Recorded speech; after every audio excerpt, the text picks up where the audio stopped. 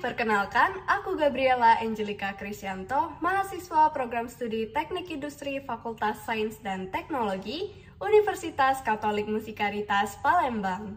Pada kesempatan kali ini, aku bakal menjelaskan tentang salah satu materi dari mata kuliah Ekologi Industri mengenai pencemaran air. Pencemaran air merupakan kondisi di mana air terkontaminasi oleh bahan kimia, limbah organik, atau zat lain yang dapat membahayakan kesehatan manusia, hewan, dan lingkungan. Pencemaran air dapat terjadi dari berbagai aktivitas manusia seperti industri, pertanian, limbah domestik, pertambangan, transportasi, dan aktivitas lainnya. Dampak pencemaran air yang paling umum adalah merusak kualitas air yang dapat menyebabkan penyakit seperti diare, keracunan, penyakit kulit, dan penyakit lainnya. Selain itu, pencemaran air juga dapat merusak ekosistem air dan menyebabkan kematian pada berbagai spesies makhluk hidup. Berikut beberapa penyebab pencemaran air. Limbah yang dihasilkan oleh industri sering mengandung bahan kimia berbahaya yang dapat mencemari air. Dan limbah ini sering dibuang ke sungai atau laut tanpa memperhatikan efeknya terhadap lingkungan. Pertanian yang tidak ramah lingkungan dapat mencemari air dengan menggunakan pestisida, pupuk kimia, dan limbah organik.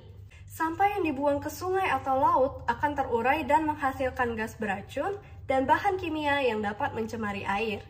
Aktivitas pertambangan sering menghasilkan limbah beracun dan berbahaya seperti merkuri dan sianida. Limbah dari rumah tangga seperti deterjen, produk pembersih, dan kosmetik yang dibuang ke sungai atau saluran air dapat mencemari air. Pencemaran udara dapat menyebabkan hujan asam yang mencemari air. Berikut beberapa cara untuk mencegah pencemaran air. Mengurangi penggunaan kantong plastik dan barang-barang sekali pakai lainnya, dan pastikan untuk membuang sampah dengan benar di tempatnya.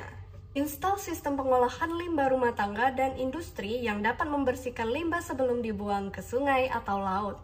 Hindari penggunaan bahan kimia dan produk pembersih yang berbahaya dan beralihlah ke alternatif yang lebih ramah lingkungan.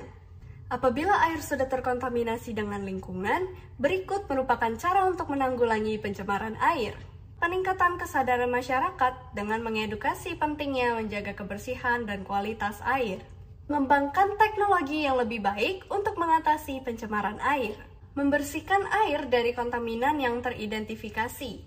Pengolahan air dapat mencakup penggunaan bahan kimia, teknologi fisika, dan biologi.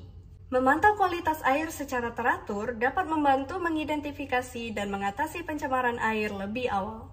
Regulasi lingkungan yang ketat dan penegakan hukum yang tegas terhadap pelanggaran lingkungan dapat membantu mencegah pencemaran air. Menanggulangi pencemaran air harus dilakukan secara berkelanjutan dan terus-menerus untuk menjaga dan mencegah pencemaran air di masa depan. Mari bersama kita wujudkan lingkungan yang sehat dan lestari untuk generasi yang akan datang. Yang dari saya, semoga pembahasan kali ini dapat bermanfaat bagi lingkungan. Mohon maaf apabila ada kekurangan dan kesalahan. Terima kasih.